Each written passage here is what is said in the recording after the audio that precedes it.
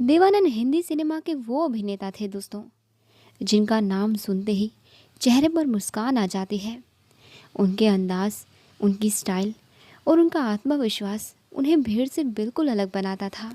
26 सितंबर साल 1923 को जन्मे देवानंद सिर्फ एक अभिनेता ही नहीं, बल्कि एक लेखक, निर्देशक और निर्माता भी थे।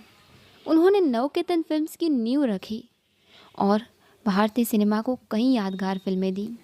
उनकी मुस्कुराहट, तेज चाल और सिर झुकाकर बोलने का अंदाज इतना मशहूर हुआ कि लाखों लोग उनकी नकल करने लगे। साल 1950 और 60 का दौर देवानंद के करियर का स्वर्ण काल माना जाता है, जब उन्होंने गाइड, ज्वेल थीफ, तेरे घर के सामने, सीआईडी, हम दोनों और हरे रामा हरे कृष्णा जैसी क्लासिक फिल्में दी। उनकी फिल्म गाइड को तो भारतीय सिनेमा की महानतम फिल्मों में गिना जाता है। देवानंद की सबसे खास बात थी उनका ज़िंदगी से प्यार। वो हमेशा कहते थे कि इंसान को कभी बूढ़ा नहीं होना चाहिए, और शायद यही कारण है कि 80 और 90 की उम्र तक भी उनके चेहरे की चमक और ऊर्जा कभी कम नहीं हुई। उनका पहनावा, उनकी रोमांटिक छवि और जज्बा उन्हें एवरग्रीन हीरो का खिताब दिलाता है। देवानंद सिर्फ एक अभिनेता नहीं, बल्कि एक सोच थे, एक ऐसा विश्वास कि सपने देखना और उन्हें पूरा करना ही जीवन है। उनकी ज़िंदगी हमें सिखाती है कि असली खूबसूरती इंसान के आत्मविश्वास, मेहनत और सकारात्मक सोच में होती है। देवानंद का जीवन सिर्फ फिल्मों और शोहरत तक सीमित नहीं था दोस्तों। उनके दिल में भी गहरी मोहब्बत की कहानियाँ छिपी थीं। सबसे ज़्यादा चर्चा उनकी और सुरैया की प्रेम कहानी की होती थी। सुरैया उस दौर की बड़ी अदाकारा और गायिका थीं। दोनों ने साथ में कई फिल्में की और शूटिंग के दौरान ही एक दूसरे से दिल लगा बैठे। कहा जाता है कि देवानंद उन्हें बेहद प्यार करते थे और एक फिल्म के सेट पर उन्होंने सुरैया को डूबने से बचाया था। वहीं से उनके रिश्ते की शुरुआत हुई। लेकिन किस्मत को कुछ और ही मंजूर था। सुरैया की नानी को ये रिश्ता मंजूर नहीं था, क्योंकि देवानंद पंजाबी हिंदू थे और सुरैया मुस्लिम परिवार से थी। परिवार के दबाव में आकर ये रिश्ता टूट गया। देवानंद ने फिर कभी इस प्यार के बारे में ज़्यादा बात नहीं की, लेकिन ये उनकी अधूरी मोहब्बत बन गई। सुरैया ने भी ज़िंदगी भर शादी नहीं की और तन्हा रही। इसके बाद देवानंद की मुलाकात जीनत अमान से हुई। जीनत अमान के लिए भी उनके दिल में एक खास जगह थी। उन्होंने उन्हें हरे रामा हरे कृष्णा में लॉन्च किया और वो फिल्म सुपर हिट हुई। उनकी जोड़ी दर्शकों को बेहद पसंद आई, लेकिन ये रिश्ता भी कभी मंजिल तक नहीं पहुंच पाया।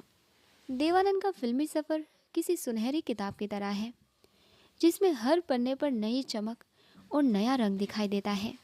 साल 1946 में आई हम एक हैं से उनकी शुरुआत हुई थी, लेकिन असली पहचान उन्हें 1949 की फिल्म सिद्दी से मिली। इसके बाद तो मानो वो पर्दे पर एक अलग ही करिश्मा बन गए। उनकी स्टाइल, उनका आत्मविश्वास और उनकी मुस्कुराहट ने उन्हें लाखों दिलों का धड़कन बना दिया। साल 1950 और 60 का दशक देवानंद के करियर का स्वर्ण युग था। CID, paying guest, jewel thief, guide, तेरे घर के सामने, हम दोनों और हरे रामा हरे कृष्णा जैसी फिल्मों ने उन्हें एवरग्रीन हीरो बना दिया। उनकी फिल्म गाइड को आज भी भारतीय सिनेमा की सर्वश्रेष्ठ फिल्मों में गिना जाता है। उस फिल्म में उन्होंने सिर्फ रोमांस नहीं दिखाया, बल्कि इंसान की आत्मा, सपनों और संघर्ष को भी पर्दे पर उतार दिया। देवानंद का आत्मविश्वास इतना ऊंचा था कि उन्हें कभी हार मानना ही नहीं आया। वो कहते थे, मैं कभी पीछे मुड़कर नहीं देखता। और शायद यही वजह है दोस्तों कि जब ज़्यादातर हीरो बूढ़े दिखने लगे, तब भी देवानंद जवान दिलों के आइकॉन बने रहे। उनकी चाल, उनका पहनावा, उनकी टोपी और स्कार्फ, सब कुछ एक फैशन स्टेटमेंट बन जाता था। आखिरी दिनों में भी उनका जुनून कम नहीं हुआ। 80 और 90 साल की उम्र में भी वो नई फिल्में प्लान करते, नए चेहरों को मौका देते और अपने स्टूडियो नवकेतन से जुड़े रहते। उनकी आखिरी फिल्म साल 2011 की चार्जशीट थी, जिसमें उन्होंने एक जासूस का रोल निभाया था। 3 दिसंबर साल 2011 को देवानंद ने इस दुनिया को हमेशा के लिए अलविदा कह दिया। देवानंद की फैन फॉलोइंग उस दौर में किसी जादू से कम नहीं थी दोस्तों। जब उनकी फिल्में सिनेमा घरों में लगती तो लोग टिकट पाने के लिए लंबी कतारों में खड़े रहते थे। लड़कियां उनकी मुस्कान और स्टाइल की दीवानी थीं। कहा जाता है कि देवानंद की काली कोट पहनने की अदाओं से लोग इतने प्रभावित हुए कि दिल्ली में कॉलेजों में लड़कों के लिए ब्लैक कोट पहनने पर पाबंदी तक लगा दी गई थी, ताकि कोई उनका अंदाज कॉपी ना कर सके। उनकी फिल्मों के गाने भी लोगों के दिलों में बस जाते थे। गाइड का आज फिर जीने की तमन्ना है हो, या तेरे घर के सामने रोमांटिक अंदाज, दर्शक खुद को देवानंद की दुनिया में खोया हुआ महसूस करते थे। उनका जादू सिर्फ भारत में ही नहीं बल्कि विदेशों में भी छाया रहा। लंदन और अमेरिका जैसे देशों में भी भारतीय दर्शक उनकी फिल्मों को देखने के लिए बेताब रहते थे। देवानंद की सबसे बड़ी खूबी ये थी कि उन्होंने हमेशा पॉजिटिव रहकर लोगों को जीने का तरीका सिखाया। उनके चेहरे पर कभी थकान या निराशा दिखाई ही नहीं देती थी। उनकी यही ऊर्जा और मुस्कान उन्हें हर दिल अजीज़ बनाती थी।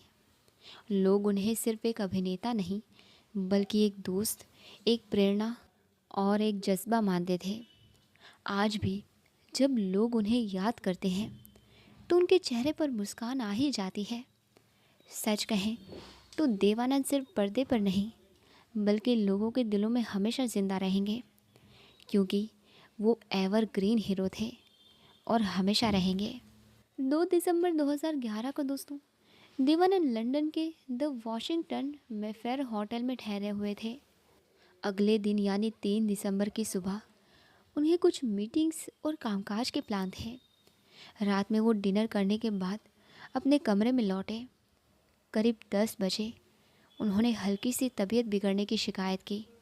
डॉक्टर्स बुलाए गए, लेकिन कुछ ही देर में उन्हें दिल का दौरा पड़ा। उसी रात नींद जैसी शांति में उनका दिल धड़कना बंद हो गया।